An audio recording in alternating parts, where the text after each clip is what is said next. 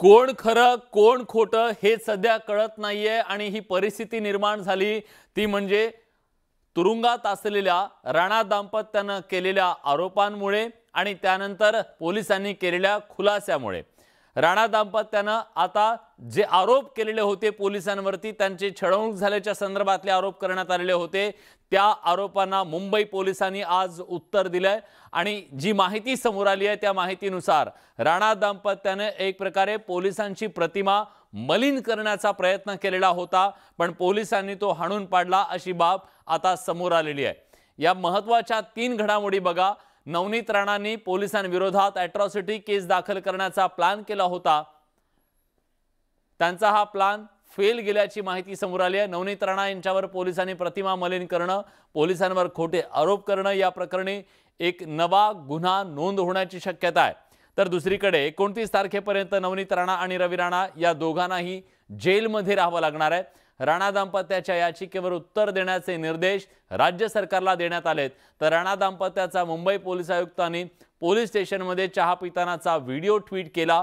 खारमधल्या व्हिडिओनंतर Santacruz police स्थानकामध्ये काय झालं, पोलिसांच्या दुसऱ्या व्हिडिओत काय असणार याची उत्सुकता सुद्धा आता ताणली गेली आहे।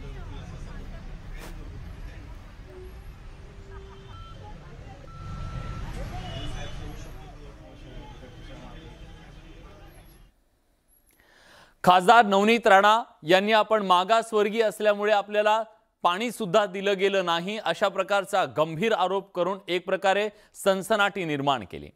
पण मुंबई पोलिसांनी आज राणा दाम्पत्य पोलीस स्टेशनमध्ये चहा पितंय अशा प्रकारचा व्हिडिओ ट्विट केला आणि एक प्रकारे राणा दाम्पत्याकडून केल्या गेलेल्या आरोपांचं खंडन केलं। तर दुसऱ्या बाजूला राणा दाम्पत्याचे वकील समोर आले आणि त्यांनी सांगितलं की हा व्हिडिओ जेलमधला नाहीये, तो पोलीस स्टेशन मधला आहे, त्यामुळे कोण खरं बोलतंय कोण खोटं बोलतंय कळत नाही।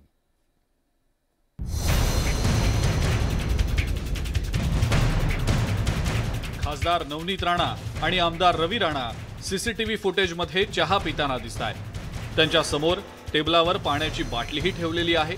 सीसीटीव्हीतलं दृश्य बरंच बोलकं आहे। मात्र नवनीत राणांनी तर त्यांना पोलिसांनी पाणी दिलंच नाही असा आरोप करत थेट लोकसभा अध्यक्ष ओम बिर्ला यांना पत्र लिहिलं होतं। त्यानंतर मुंबई पोलीस आयुक्तांनी ट्विट करत खार पोलीस स्टेशनमधलं हे सीसीटीव्ही फुटेज जगासमोर आणलं।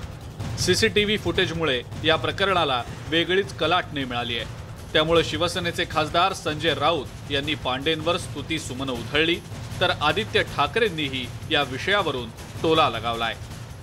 संजय पांडे यांचे आभार मानले पाहिजेत या देशाने की पोलिसांवर लावण्यात येणारे आरोप जसे बिनबुडाचे आणि खोटे असतात हे त्यांनी प्रत्यक्ष पुराव्यासह दाखवून दिलं। मला वाटतं आरोप प्रत्यारोप मध्ये मी जात नाही, तुम्हाला नेहमी माहिती आहे, त्याच्यावर बोलण्याची काही गरज नाहीये। जे काय ते आपल्या डोळ्यासमोर आहे। आज मुंबईसाठी जे महत्त्वाचे विषय होते, महाराष्ट्रासाठी जे महत्त्वाचे विषय होते, त्या विषयांसाठी मी आज रेल मंत्री महोदयांची भेट घेतली आणि चांगली भेट झाली। स्टेट में अपोजिशन कहता है हनुमान चालीसा बोलना क्राइम है क्या? जिसको हर दिन झूठ बोलने की आदत है उस पर मैं क्या कमेंट करूं?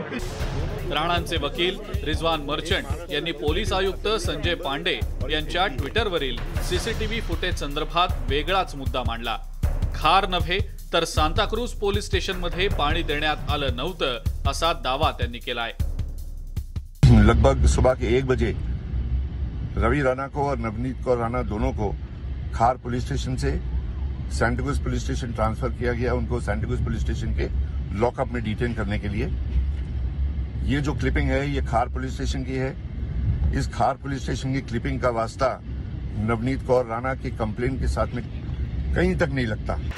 रिजवान मर्चंट यांच्या दाव्यानंतर पोलिसांनी खार पाठोपाठ सांताक्रूज मधील सीसीटीव्ही फुटेजही जारी केलंय।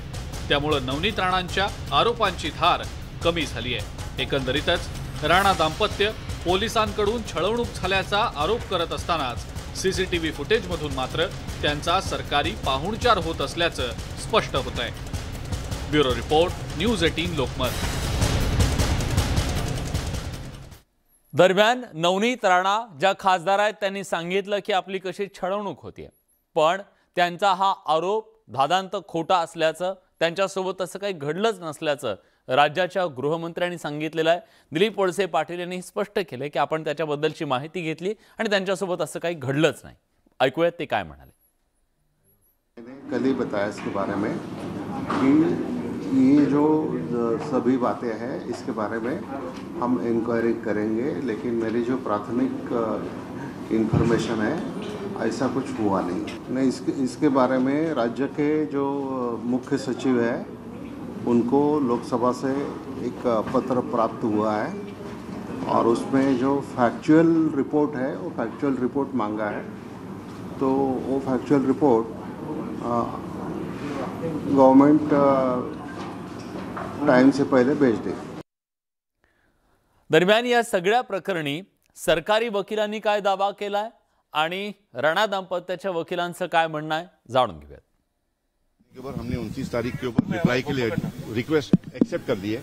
29 तारीख को रिप्लाई फाइल होने के बाद में कोर्ट डिसाइड करेगी कब वो हियरिंग होगी, या तो 29 को भी हो सकती है या 29 के बाद हो सकती है। कोर्ट अपनी डायरी एडजस्ट करके उसके बाद में बेल एप्लीकेशन की सुनवाई होगी। उसके अलावा वो राहत मिली नहीं, वो तो हर एक आदमी कुछ न कुछ सुनील चाहता है कि राहत मिले। जरूरी नहीं है कि हर एक मैटर में राहत मिले। कभी कभार देर आए दुरुस्त आए, कभी कभार देर से राहत जो मिलती है वो और बेहतर होती है। So I will prefer waiting. Lower court say withdraw करने के लिए मेरे जूनियर कोर्ट में बैठे हैं, एप्लीकेशन कर चुके हैं। जैसे विड्रॉ हो जाएगी वो विड्रॉल की प्रोसेस जो है वो हम आज कोर्ट में फाइल कर देंगे। त्यासाठी वेगळे वेगळे निकष आहेत आणि इथे आम्हाला मेरिट्सवर आर्ग्युमेंट करायला लागेल, कारण यांचं सगळं जे सेक्शन्स लावलेले गेलेले आहेत त्याला ह्यांची हरकत असेल किंवा यांच्या इन्व्हॉल्वमेंटबद्दल यांचं काय म्हणणं असेल, तर मला पोलिसांना म्हणणं तयार करण्यासाठी योग्य तो अवधी देण्यात यावा आणि म्हणून न्यायालयाने आम्हाला आता 3 दिवसाचा अवधी दिलेला आहे। 29 तारखेला आम्हाला आमचा लेखी युक्तिवाद न्यायालयासमोर सादर करायचा आहे। दरम्यान नवनीत राणा यांना पाणी दिलं गेलं नाही असा आरोप करण्यात आला होता, पण न्यूज 18 लोकमतला जी माहिती मिळाली आहे त्यानुसार नवनीत राणा यांना कोठडीत मिनरल वॉटर दिलं गेलं होतं।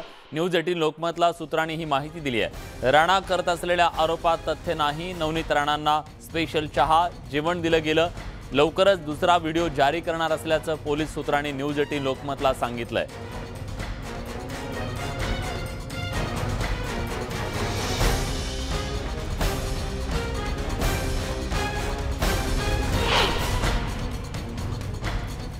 राणा दाम्पत्याकडून एका बाजूला आरोप प्रत्यारोप केले जात असतानाच आता त्यांच्या अमरावतीतल्या घरावर दगडफेक करण्यात आल्याची बाब सुद्धा समोर आली आहे। शिवसैनिकांकडून ही दगडफेक केला गेल्याचा संशय व्यक्त केला जातोय। राणा दाम्पत्याच्या अमरावतीतल्या घरावर जेव्हा शिवसैनिकांनी मोर्चा काढला तेव्हा मारणारा शिवसैनिक सीसीटीव्ही मध्ये कैद झालाय। नवनीत राणांना अटक झाल्यानंतर अनेक शिवसैनिक त्यांच्या अमरावतीतल्या निवासस्थानाबाहेर जमा झाले। यावेळी शिवसैनिक आणि पोलिसांमध्ये झटापट सुद्धा झाली। त्यावेळी एका शिवसैनिकाने राणाच्या घरावर दगड मारला। ही घटना सीसीटीव्हीत कैद झाली। सकाळपासून आमचा पोलीस प्रशासनाचा भरपूर बंदोबस्त इथे आहे। बॅरिकेडिंग केलेली आहे। माननीय डीसीपी साळेसाहेब, डीसीपी भोसले राजे साहेब आणि 150च्या वर आमचा कर्मचारी इथं बंदोबस्त आम्ही स्टाफ लावलेला आहे। शिवसैनिक आक्रमक होते, त्यांनी नारेबाजी केलेली आहे, परंतु दगडफेक किंवा भोकमार असे कोणताही प्रकार तिथे केलेला नाही। खासदार नवनीत राणा यांनी आता पोलिसांचं दार ठोठावलेलं आहे। संजय राऊत यांच्यावरती कारवाई करावी अशी मागणी त्यांनी केलेली आहे आणि राऊतांच्या विरोधात त्यांनी तक्रार नागपूरमध्ये दाखल केली आहे। नागपूर पोलीस आयुक्तांकडे ही तक्रार दाखल करण्यात आली आहे। सध्या न्यायालयीन कोठडीत असलेल्या अमरावती लोकसभेच्या खासदार नवनीत राणा यांनी नागपूरचे पोलीस आयुक्त अमितेश कुमार यांच्याकडे शिवसेना खासदार संजय राऊत यांच्या विरोधात तक्रार दाखल केली आहे। नवनीत राणा यांनी दाखल केलेल्या तक्रारीमध्ये 3 दिवसापूर्वीच्या पत्रकार परिषदेचा दाखला दिला गेलाय। संजय राऊत यांच्या पत्रकार परिषदेचा पेन ड्राईव्ह सुद्धा नागपूर पोलीस आयुक्त अमितेश कुमार यांना पुरावा म्हणून देण्यात आला। विशेषतः ज्या राणा दाम्पत्य आहे की मला पाणी दिलं नाही, माझ्यावर अस्पृश्य असल्याप्रमाणे व्यवहार केला, तिथे त्यांनी आपली जात काढली, खरं म्हणजे त्यांच्यावरती कारवाई व्हायला पाहिजे। त्यांचं जातीचं प्रमाणपत्र खोटं आहे, त्याच्यामुळे त्यांना जात कोणती हा तपास करावा लागेल। दरम्यान नवनीत राणा यांच्या जातीच्या संदर्भात सुद्धा प्रश्न उपस्थित होतोय आणि त्यांचं जात प्रमाणपत्र बोगस असल्याचा आरोप सुद्धा केला जातोय।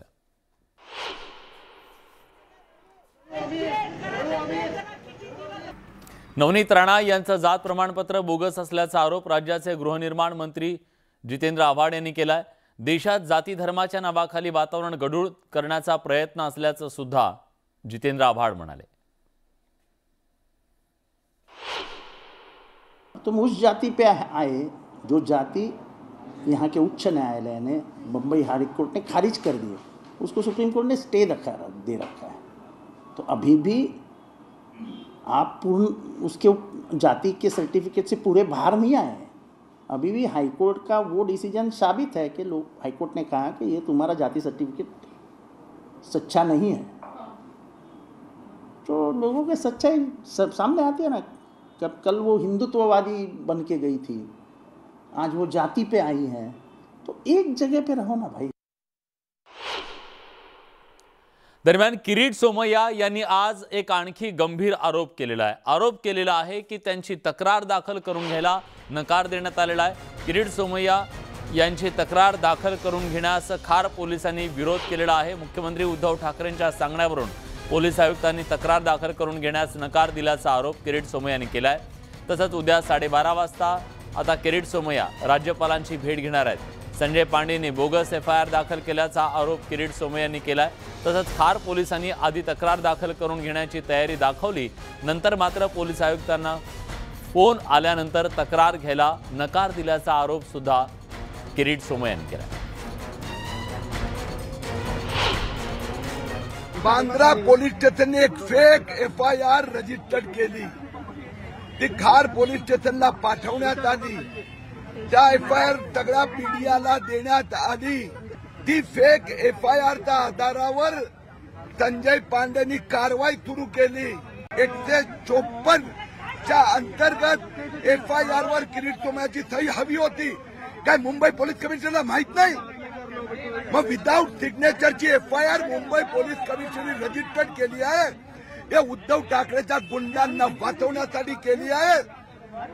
आज 2 तास खार पोलीस स्टेशननी मला बसवलं, FIR घेतो हे सांगितलं, आणि मुंबई पोलीस कमिशनरचा फोन आला म्हणून ते सगळे कागद फाडून टाकले। मुंबई पोलीस कमिशनरची माफियागिरी चालू देणार नाही। यानंतर बातमी आहे मनसेच्या राज ठाकरेंच्या पुढच्या दौऱ्याच्या संदर्भातली, कारण राज ठाकरे पुन्हा एकदा ऍक्शन मध्ये आलेले आहेत आणि मनसे अध्यक्ष राज ठाकरे हे पुणे दौरा करणार आहेत। 29-30 एप्रिल रोजी राज ठाकरे पुणे दौऱ्यावर असणार आहेत। औरंगाबादच्या सभेला जाण्याच्या आधी हे पुणे दौऱ्यावर असतील, 2 दिवस ते पुण्यात असतील आणि 1 तारखेची औरंगाबादमधली जी जाहीर सभा आहे मनसे अध्यक्ष राज ठाकरे यांची, त्या सभेच्या संदर्भातली पूर्वतयारी सुद्धा केली जाते आणि त्यामुळे औरंगाबादमधल्या सभेच्या बद्दलचा अजून संभ्रम कायम आहे। पण त्यापूर्वीच राज ठाकरे यांनी पुण्यामध्ये 2 दिवस मुक्काम करण्याचा निर्णय घेतलेला दिसतोय आणि त्यामुळे एक प्रकारे या आधी सुद्धा आठवड्याभरापूर्वीच राज ठाकरे हे हनुमान जयंतीच्या दिवशी पुण्यात दाखल झाले होते। त्यांनी महाआरती केली होती। 1 तारखेला साहेबांची औरंगाबाद संभाजीनगरला जी जाहीर सभा आहे त्या संदर्भात चर्चा या ठिकाणी झाली। 3 तारखेला आषाढी तृतीयेला आपण महाआरती घेणार आहोत, त्या संदर्भात या ठिकाणी चर्चा झालेली। पण संभाजीनगरला साहेब सभेला जात असताना पुण्यातला जाणार आहेत का, त्याचा काय कार्यक्रम आमच्याकडे आलेला आहे, परंतु तो कार्यक्रम कदाचित साहेब 29 तारखेला पुण्यात येऊन 30 तारखेला बाय रोड संभाजीनगरला जातील। तर त्याचं नियोजन करण्यासाठी सुद्धा ही बैठक या ठिकाणी होती। किंवा साहेब जात असताना साहेबांबरोबर किती लोक असेल। दरम्यान राज ठाकरे यांची औरंगाबादमधली सभा होणार की नाही याच्याबद्दलचा संभ्रम निर्माण झाला। त्याचं कारण म्हणजे औरंगाबादमध्ये जमावबंदी लागू करण्यात आल्याची बातमी समोर आली, पण आता औरंगाबादमध्ये जमावबंदीची अफवा असल्याचं पोलीस आयुक्तांनी स्पष्ट केलंय। शहरात 9 मे पर्यंत शस्त्र बंदी असणार असल्याचं पोलीस आयुक्त निखिल गुप्तांनी सांगितलंय। त्याबाबतचं पत्रक सुद्धा जारी करण्यात आलंय। वस्तुस्थितीनुसार शस्त्रबंदी लावली जाते असंही पोलीस आयुक्तांनी स्पष्ट केलेलं आहे।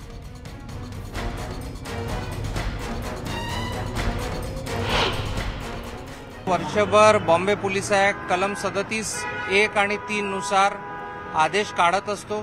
या आदेशान्वये आम्ही पब्लिक प्लेसमध्ये होणारे जमाव किंवा नागरिकांची मूवमेंट किंवा लोकांनी लाठीकाठी सोटे हत्यार बाळगणे याच्यावर रेग्युलेशन करत असतो. हे एक सामान्य प्रक्रिया आहे आणि वर्षभर अशा प्रकारचे आदेश काढले जातात. कुठल्याही प्रकारच्या सभे किंवा कुठल्या विशिष्ट कारणाने हे काढलं जात नाही. हे रूटीन ऑर्डर आहे. परत मी सांगू इच्छितो 144 ची जमावबंदीची ऑर्डर औरंगाबाद शहरात काढलेली नाही. औरंगाबादमध्ये 1 मे महाराष्ट्र दिनी राज ठाकरे यांची सभा होणार आहे आणि या सभेच्यासाठीची जोरदार तयारी करण्यात आली आहे. मराठवाडा सांस्कृतिक मंडळाच्या मैदानावर ही सभा होणार आहे. राज ठाकरेंच्या या औरंगाबादमधल्या सभेचा टीजर प्रदर्शित करण्यात आला आहे. नागरिकांना सभेला येण्याचं या टीजरमधून आवाहन करण्यात आलं, निमंत्रण देण्यात आलंय. औरंगाबाद सभेच्या टीजरला राज गर्जना असं नाव मनसेकडून देण्यात आलेलं आहे. मनसेच्या या सभेला अजून पोलीस परवानगी मिळालेली नाहीये. मनसैनिक मात्र राज ठाकरेंच्या सभेच्या जोरदार तयारीला लागले.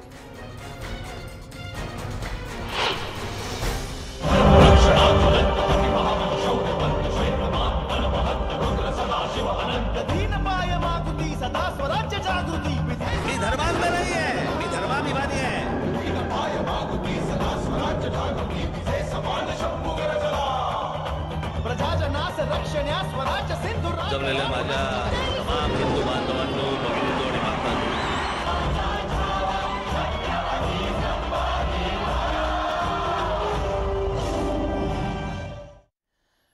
औरंगाबादमध्ये राजगर्जना होणार की नाही याचं उत्तर अजून मिळालेलं नाहीये, पण पुढच्या 2 दिवसात कदाचित याचं उत्तर मिळू शकतं. कारण मनसेकडून सभा घेण्याचा निर्धार व्यक्त गेलेला असताना औरंगाबादमधल्या वरिष्ठ पोलिसांची या संदर्भातली बैठक होईल आणि त्या बैठकीच्या नंतर पोलीस याचा परवानगीच्या संदर्भातला निर्णय घेतील असं राज्याचे गृहमंत्री दिलीप वळसे पाटील यांनी म्हटलंय. उसमें सारी चर्चा हो गई. अभी उसके बाद में भी अगर उनको पब्लिक मीटिंग लेना है तो इसके बारे में क्या करना है आगे, इसका निर्णय जो है वो औरंगाबाद के पुलिस कमिश्नर करेंगे. मी अशा नकारात्मक विचार घेऊन आम्ही पुढे जातच नाही आहोत.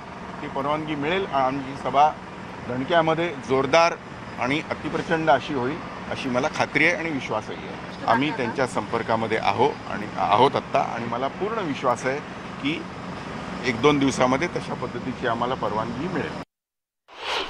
तिकडे औरंगाबादमध्ये मनसेचे अध्यक्ष राज ठाकरे यांच्यावर राष्ट्रवादी काँग्रेसचे अध्यक्ष शरद पवार यांनी जोरदार हल्ला चढवलेला आहे. घणाघाती टीका केली आहे. शरद पवार फुले शाहू आंबेडकरांचं नाव का घेतात अशी टीका राज ठाकरेंनी केलेली होती. शरद पवार यांनी त्याला आता उत्तर दिलेलं आहे. सर्वसामान्यांचा विकास करायचा असेल तर फुले शाहू आंबेडकरांना विसरून कसं चालेल असा सवाल त्यांनी केलाय. राज ठाकरेंनी महाराष्ट्राचा अभ्यास केला पाहिजे असा सल्लाही शरद पवार यांनी राज ठाकरेंना दिला. शरद पवार फुले आंबेडकर आणि शाहू राजा यांचंच नाव का घेतात? माझी विनंती आहे की त्यांना की महाराष्ट्राचा इतिहास समजून घ्या. प्रबोधनकार ठाकरे एक विचारवंत महाराष्ट्रामध्ये होऊन गेले आणि प्रबोधनकार ठाकरेंनी महाराष्ट्राच्या सामाजिक परिवर्तन या संबंधीचे अतिशय उत्तम विचार केले आणि ते जर वाचलं तर अशा प्रकारचे प्रश्न कुणी विचारणार नाही. पण शिवाजी महाराजांनी उभं केलेलं राज्य हे भोसल्यांचं राज्य होतं. हे राज्य रयतेचं राज्य होतं. समाजाच्या उपेक्षित लोकांचं राज्य होतं आणि त्यांच्यासाठी सत्ता वापरायची हे सूत्र शिवाजी महाराजांनी घेतले आणि त्यामुळे आज 300 वर्ष होऊन गेली तरी सर्वसामान्य माणसाच्या अंतःकरणामध्ये स्थान प्राप्त केलेला राजा हा कोणता हा प्रश्न कुणालाही. यानंतर आपण थेट जातोय. ॲडव्होकेट गुणरत्न सदावर्ते हे जेलच्या बाहेर आले.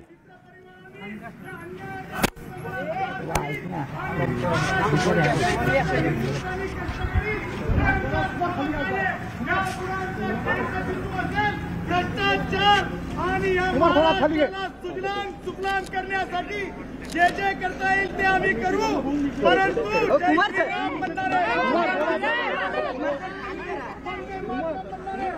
हिंदुस्थानी असतात आणि हा विजय हिंदुस्थानियांचा आहे, एसटी महामंडळातील कष्टकऱ्यांचा आहे. पुढे बोलू आता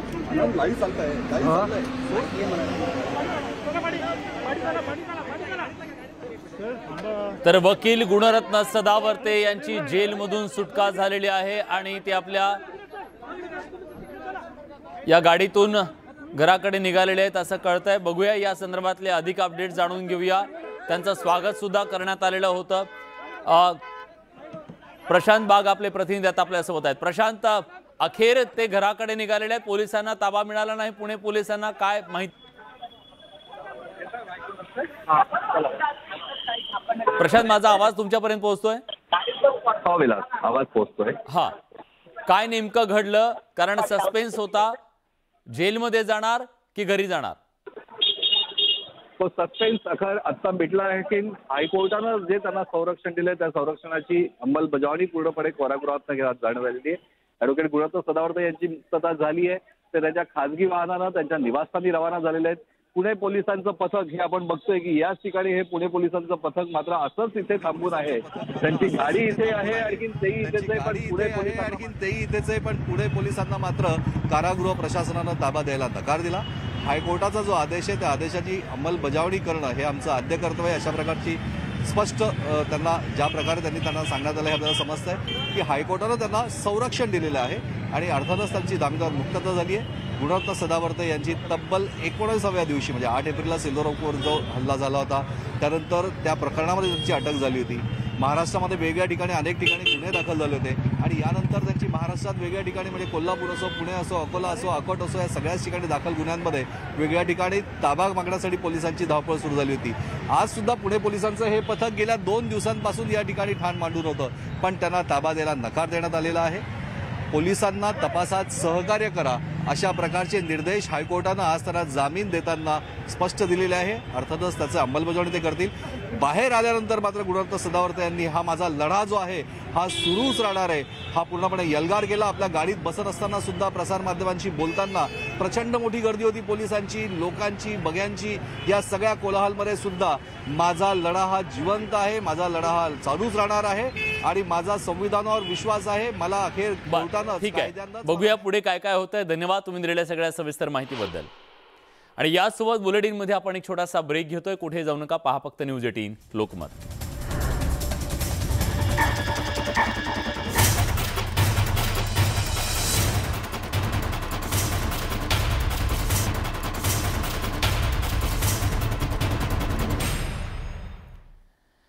राष्ट्रवादी काँग्रेसचे नेते आणि राज्याचे उपमुख्यमंत्री अजित पवार हे कायम त्यांच्या सडेतोड बोलण्यामुळे प्रसिद्ध आहेत. आज अजित पवार औरंगाबादमध्ये होते आणि यावेळी त्यांनी तुफान अशी टोलेबाजी केली.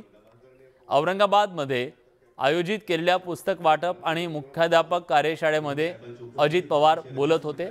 शिक्षक आमदार असलेले विक्रम काळे कधी काय मागतील हे सांगता येत नाही, त्यामुळे त्यांच्या कार्यक्रमाला यायला भीती वाटते असं अजित पवार यांनी सांगताच एकच हशा पिकला. पुस्तक वितरण कार्यक्रमासाठी मला त्यांनी बोलवलं आणि हा आग्रह करत असताना मला थोडंसं विक्रम काळेंचा कार्यक्रम घेताना मी साहेबांच्या समोर सांगतो जरा मनामध्ये भीतीच असते, कारण कार्यक्रमाला बोलून भर कार्यक्रमात तो काय मागेल याचा तुम्ही कुणी अंदाजच बांधू शकत नाही. मी खोटं नाही सांगत. मागच्या वर्षी त्याने माझ्या बहिणीला सुप्रियाला बोलवलं, खासदार सुप्रिया सुळे, आणि तिच्या उपस्थितीत कार्यक्रम घेतला आणि त्या कार्यक्रमात त्यांनी डायरेक्ट कार्यक्रम होता सतीश चव्हाणचा काहीतरी सत्काराचा, आणि त्या सत्काराच्या कार्यक्रमामध्ये मी 3 टर्म आमदार म्हणून निवडून आले, मला मंत्री करा अशीच मागणी. आणि वर म्हटलं की भाजपमध्ये MLC चंद्रकांत दादा पाटील पहिल्या टर्मला मंत्री होतो आणि मला 3 टर्मला तुम्ही मंत्री करत नाही. म्हणजे उदाहरण पण तिथे चंद्रकांत दादांचं दिलं.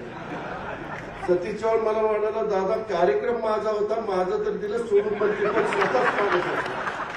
हे असला विक्रम आहे. त्याच्यामुळं काय ते म्हणजे इतकं दबकत मी आलो की काही न सांगितलेलं बरं. आणि त्याला नंतर लक्षात आलं की सतीश चव्हाण पण शेजारी बसले तेव्हा मंत्रीपद एकट्यासाठी मागणं बरं दिसणार नाही, त्यांना काय वाटेल. यानंतर आपण थेट जातोय रवींद्र नाट्य मंदिरात. विरोधी पक्षनेते देवेंद्र फडणवीस बोलत आहेत. आपण सगळे उपस्थित झालो. मी सर्वप्रथम लेखक आणि अनुवादक या दोघांचेही मनापासून आभार मानेन की अमित भाईंचं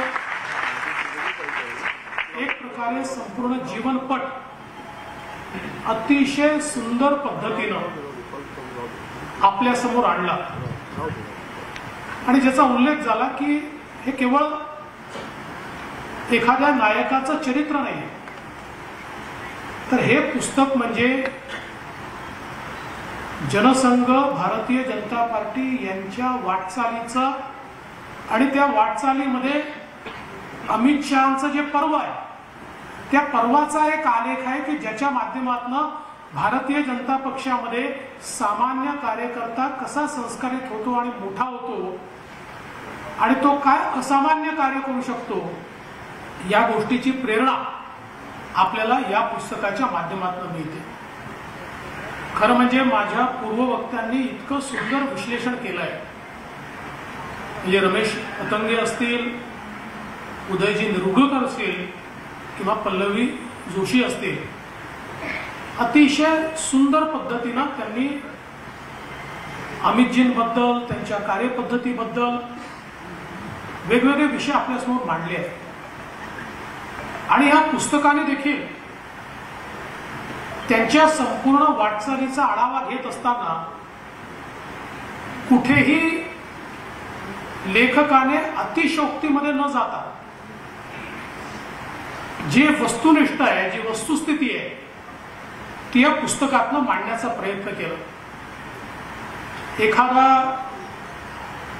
व्यक्ती बाल्य अवस्थेत 13व्या वर्षी संघाच्या संपर्कात येतो, 16व्या वर्षी विद्यार्थी परिषदेच्या संपर्कात येतो, 21व्या वर्षी भाजपचं काम सुरू करतो आणि या सगळ्या प्रवासामध्ये वेगवेगळ्या जबाबदाऱ्या घेत जातो आणि आपल्या देशाचे पंतप्रधान माननीय नरेंद्र मोदीजी हे तर पारखी आहे.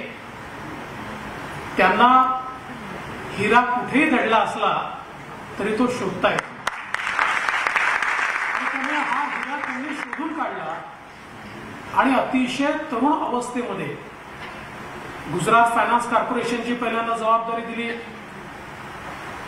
सहकाराच्या क्षेत्रामध्ये अहमदाबाद जिल्हा सहकारी बँकेचे अध्यक्ष ते झाले आणि मग गृहराज्यमंत्री म्हणून जे गृहमंत्री स्वतः मुख्यमंत्री मोदीजी होते त्यांच्या अंतर्गत अमितभाईंनी काम सुरू केलं आणि गृहमंत्री म्हणून त्यांनी केलेल्या कार्याचा देखील अतिशय चांगला आढावा या पुस्तकामध्ये आपल्याला पाहायला मिळतो. कशा प्रकारे त्यांनी वेगवेगळ्या योजना आखून गुजरातमधला क्राईम रेट कमी केला, कशा प्रकारे त्या ठिकाणी सामान्य माणसाला शांततेनं जगता यावं याकरता कठोरतम पावलं उचलली आणि जे लोक माफिया राज चालवत होते त्यांना वठणीवर आणलं. कशा प्रकारे त्या ठिकाणी जे लोक वठणीवर यायला तयार नव्हते अशा लोकांचे एन्काउंटर झाले. अशा सगळ्या गोष्टी अतिशय सुंदरपणे या ठिकाणी मांडण्यात आल्या. या सगळ्या महत्त्वाच्या घडामोडींसोबत बुलेटिनमध्ये आपण इथेच थांबतोय. ताज्या घडामोडींसाठी बघत रहा न्यूज 18 लोकमत.